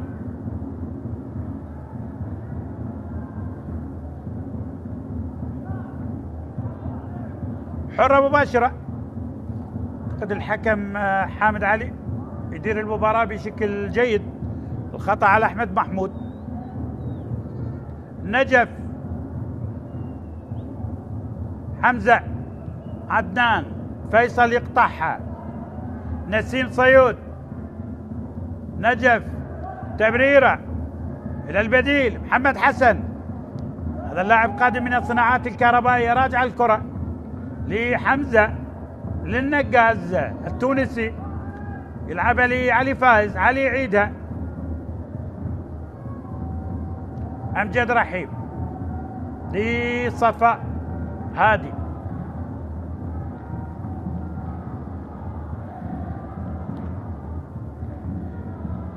نجف، خسارة رابعة. قبل ذلك خسر من أربيل 2-3، من ديالى 0-1، من الموصل 1-2، ويخسر اليوم بنفس الوضعية هوك. الأندية اللي ما حصلت ولو نقطة، القاسم طبعا هناك نقطة، الكهرباء نقطة، الزوراء نقطتين،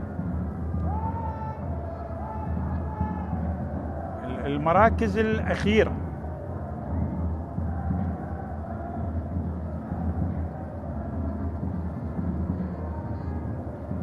حمد النقاز، تمرير الآن، دريسة ليحصل على بطاقة، النجف يحاول يمر، حكم قريب، شيل استمرارية.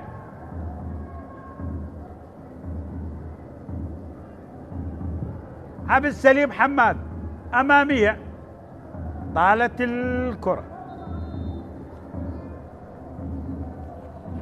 الميناء قدم الأسماء الجميلة، يعني تتحدث عن هادي أحمد، عن علاء أحمد، عن جليل حنون. ورقة جديدة، حمد النقاز يترك المباراة إلى أحمد نور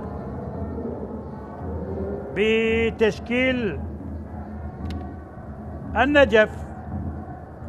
أحمد نور لاعب الديوانية السابق، هذا أحمد نور. نجف، علي فاز، والمينائي هو الفاز لغاية الآن، متقدم لغاية الآن. حمزة حاول اللاعب كاتوتش بنوم، لاعب الأثيوبي، نقل الكرة، محمد حسن، حضر لاعبين الآن لؤي صلاح، ما على النتيجة بال4-0. ممكن نجرب لاعبين تلعب محمد حسن، لكن عبد سليم حماد بيمسك محكم. حاول اللاعب البديل للنجف،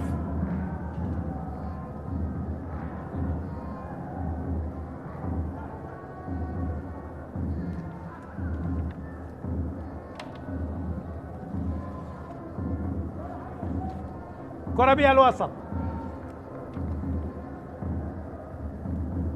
أحمد نور اللاعب اللي اشترك بديلا للتونسي حمد النقاز.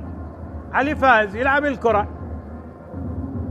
أحمد أحمد نعيم تمرير خطيرة خطيرة خطيرة للنجف. ضاعت إلى الركنية.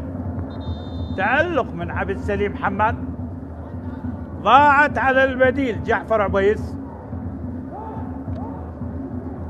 مجتبى مع محمود خليل، واحد مدافع وواحد مهاجم. اعتقد حيدر قدم مباراة ممتازة، يترك المباراة حيدر أحمد.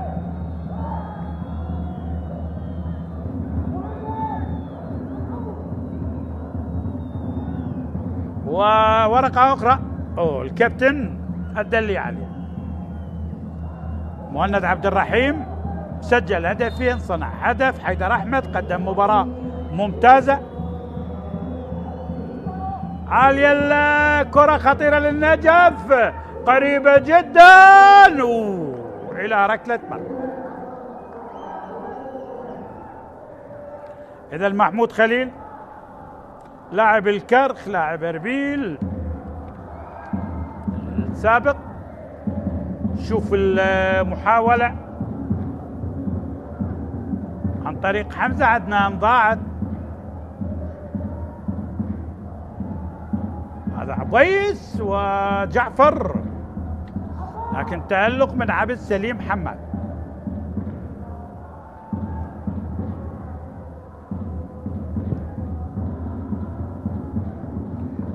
عالية الكرة، علي فاز. روبن كليش إلى كيسندا. حاول كيسندا، قطع من صفا. صراع الآن. محمود خليل، هذا صفا هادي.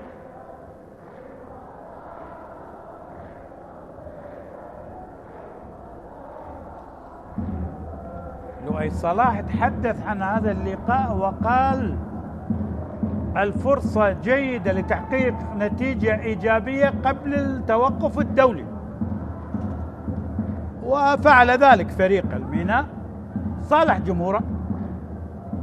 بينما المصري محمد عبد العظيم عظيمة مدرب النجف قال نسعى للتعويض والجميع جاهز.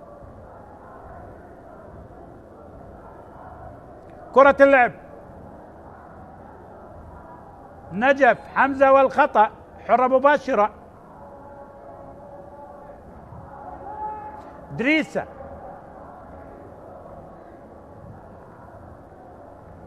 أحمد نور، عالية الكرة، محاولة إلى اليمين. حاول بالكرة أحمد نعيم لكن طالت. هذا نسيم صيود التونسي. أحمد نعيم نجف في المحاولة، لكن إلى ركلة مرمى لفريق نادي الميناء.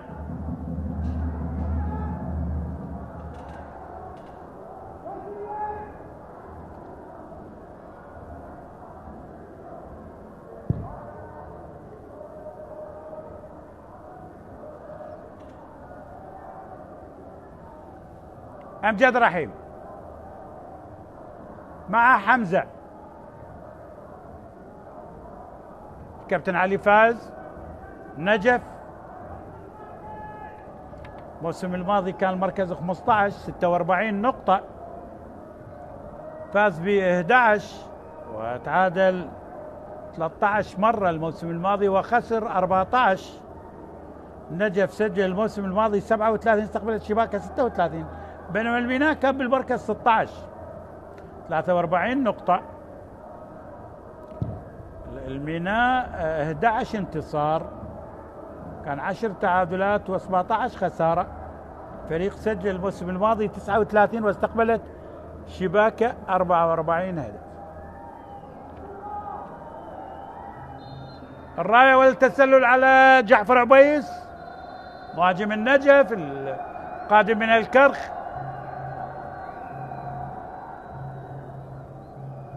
تغييرات جديدة. كرار جعفر مع علي السجاد بآخر وورقتين للمدرب لؤي صلاح. علي السجاد صباح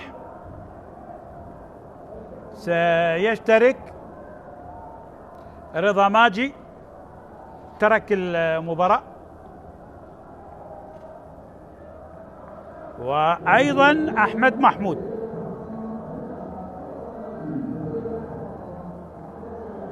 إذن علي السجاد صباح اللاعب القادم من الكهرباء، وكرار جعفر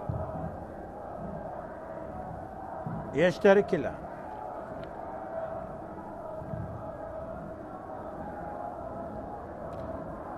مجتبى علي لاعب الكرة، وصلت لأمجد.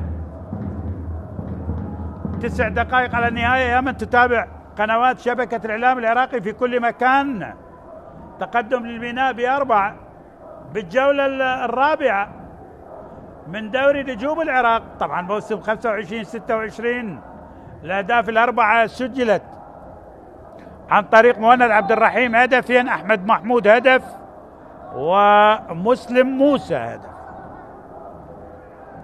هذا اللاعب مجتبى علي. فرح جماهير السفانة، جماهير الميناء. بينما هنا دريسة كان بالصورة.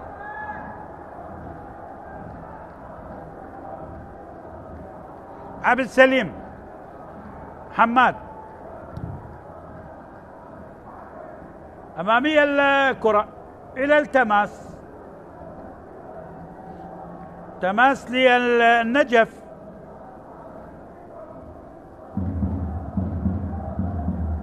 حمزة عدنان عيد الكرة لأمجد رحيم. بداية غير جيدة للنجف، 4 خسائر في بداية المشوار، لكن الدوري طويل وفي بدايته فترة توقف دولي، ممكن تصحيح الأوضاع. محمد حسن حاول، محمود عيد الكرة إلى كيسندا. روبن كيليش صفاء محاولة، طالت الكرة إلى ركلة مرمى، طالت على نسيم صيود اللاعب التونسي.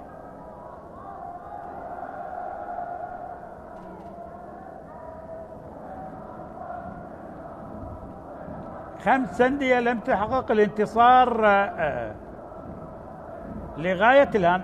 النظرة كانت من محمد عبد العظيم ومنير جابر، مدرب المساعد منير جابر في النجف. 5 أندية لم تحقق الانتصار لغاية الآن: دهوك ونادي القاسم والنجف والزوراء والكهرباء.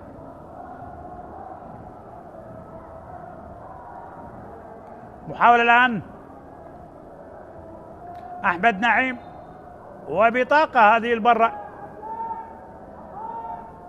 اعتقد البطاقة على علي السجاد صباح، لاعب اللي اشترك، لاعب الميناء.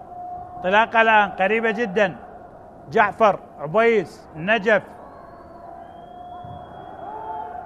راجع الكرة تقطع الآن، حاول تمريرة نسيم. وين يا نس، وين يا نس؟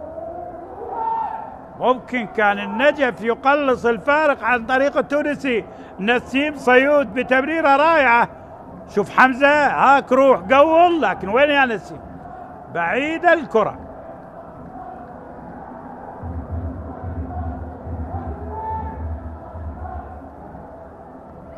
البطاقة الصفراء على علي السجاد صباح. كان اعثار من 15 من الميناء علي السجاد ل 15 النجف أحمد نعيم. كيسندا كيليش بالوسط، عباس ياس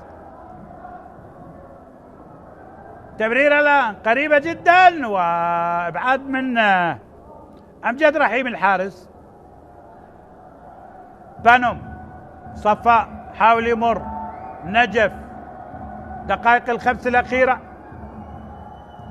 الأثيوبي كيتوتش، بانوم يمر بشكل جيد، عالية للنجف، نسيم قريب، وأبعاد من فيصل جاسم، وهناك الخطأ للميناء.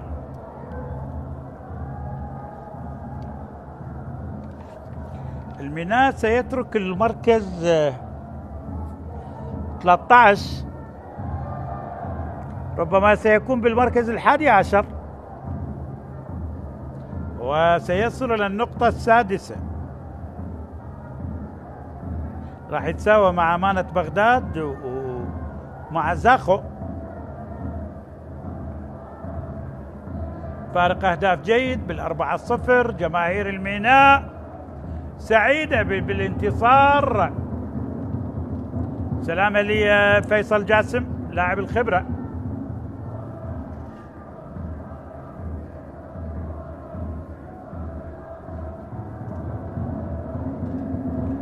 أربع دقائق على النهاية، خسارة جديدة.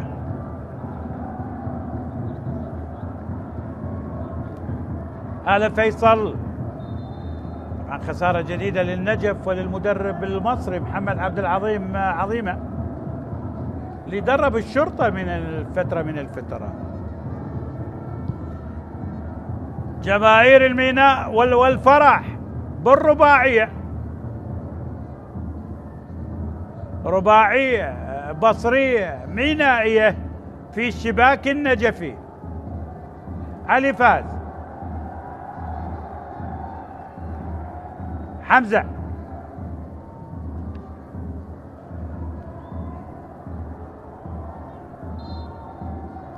نسيم والراية والتسلل. اعتقد مهدي هاشم،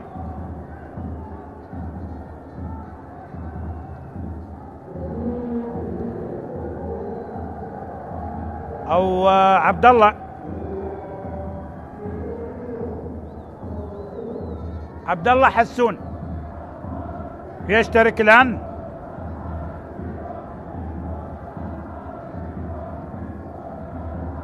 عبد الله حسون حاول الآن، طالت لاعب القادم من كربلاء.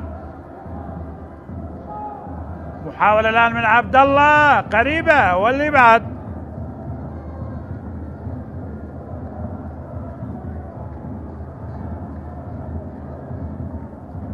حاول الآن راجعة،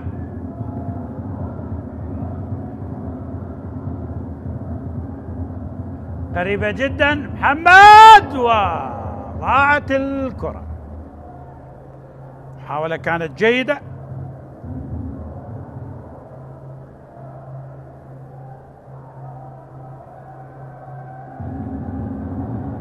خطيرة كانت اللقطة الماضية.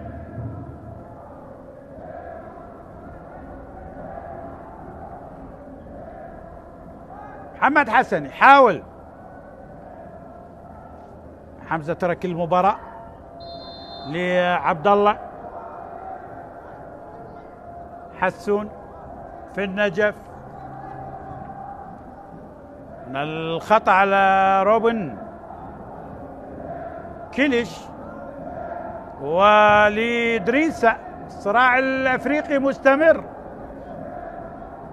خطأ على الجابوني وبطاقة على كيليش.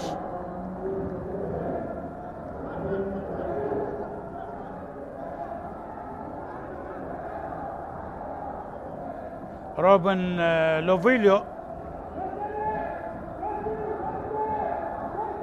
علي فاز والميناء فاز.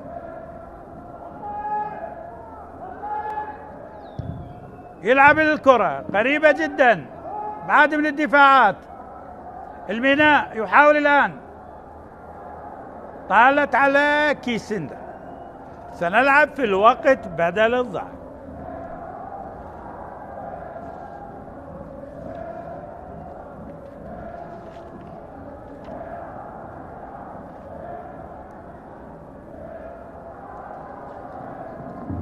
عبد الله حسون اللاعب القادم من النجف، حاول بالكرة والابعاد للكرة.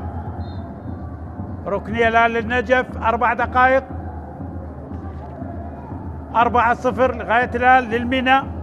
مهند عبد الرحيم اللي ترك المباراة سجل هدفين، أحمد محمود اللي ترك المباراة سجل هدف، واللاعب الواضح بالصورة لا بعد الكرة مسلم موسى هدف. الركنية الآن عالية للنجف، صفاء بالقائم مرة أخرى وجول. هدف هدف هدف هدف هدف للنجف، هذه المرة عن طريق كاتوتش بانوم، صحوة متأخرة الأثيوبي.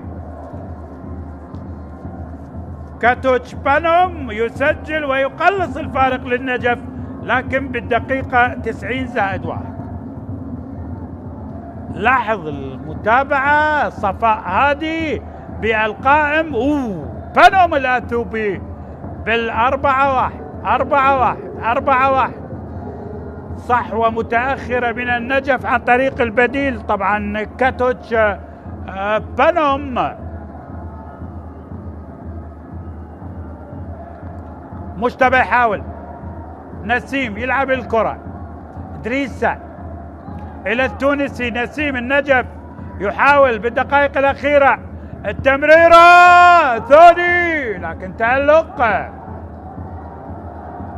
من الحارس عبد السليم محمد. انطلاقه الآن كرار جعفر، تمريرة من كرار محمد عبد المطلب، خطيرة خطيرة خطيرة محمد، والخامس، لكن اعتقد الراية والتسلل، تسلل على الأردني. بوجبا كما يلقب في الأردن، محمد عبد المطلب.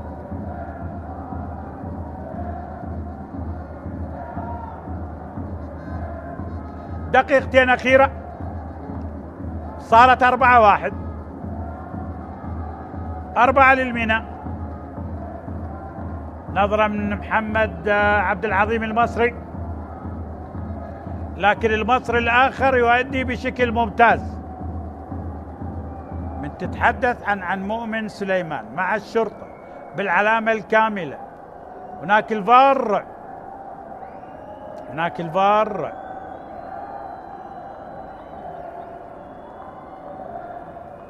حامد علي، غرفة الفار على سلام وكرر عبد الكريم. ننتظر القرار من الفار، ماذا سيقرر؟ 4-1 لغاية الآن.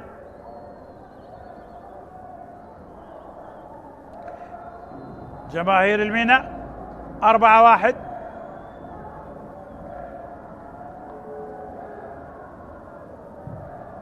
الميناء يصالح جمهوره بهذا الفوز، ويبقى النجف يعاني إلى ما بعد التوقف الدولي. ثواني أخيرة، 4-1.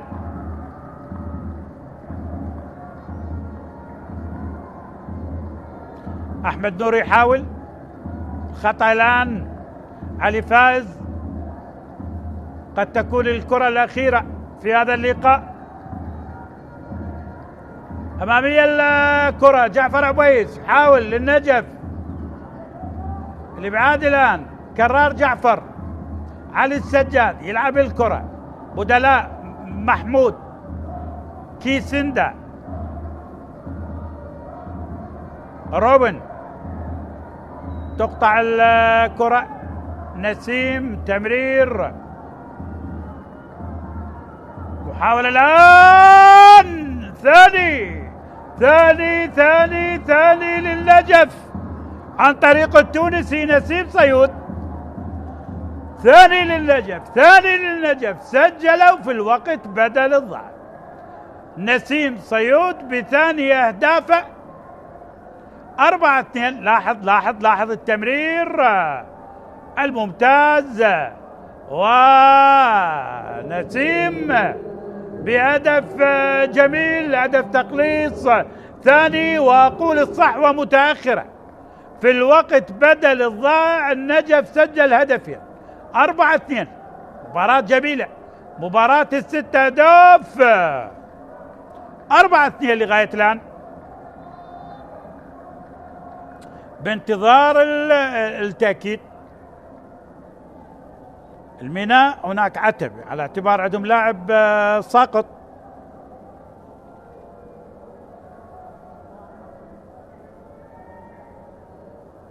كان مسلم موسى بالسلامة. لعبة الكرة المصري محمد عبد العظيم، 4-2. عودة في الوقت بدل الضائع، لكن الصحوة متأخرة والعودة متأخرة. النجف يظهر في الوقت بدل الضائع، 4 دقائق سجل هدفين.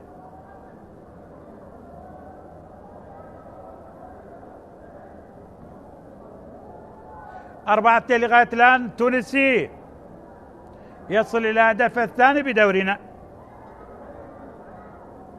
وسجل على الموصل. سلامة لي مسلم موسى صاحب الهدف الأول. لؤي صلاح اعتقد عنها تغييراته.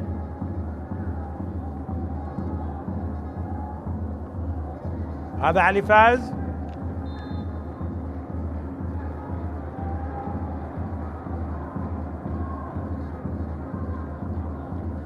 الميناء بالأربعة، وحاول الآن محمد عبد المطلب. 4-2 لغاية الآن. دريسة محمد حسن، تمريرة والخطأ. حكم حامد علي لم ينهي اللقاء لغاية الآن. التمريرة محمد حسن، نجف 4-2. وصافرة الحكم حامد علي تنهي لقاء الميناء مع النجف. الميناء 4 مقابل هدفين للنجف. أهداف الميناء طبعا سجلت عن طريق مهند عبد الرحيم هدفين، أحمد محمود هدف، مسلم موسى هدف، بينما هدفي النجف أتت في الوقت بدل الضائع عن طريق التونسي نسيم صيود، وكذلك الأثيوبي كاتوتش بنم. مبروك للميناء، مبروك للسفانة، هارد لك للنجف، هارد لك لغزلان البادية. ألتقيكم مباراة قادمة. السلام عليكم ورحمة الله وبركاته.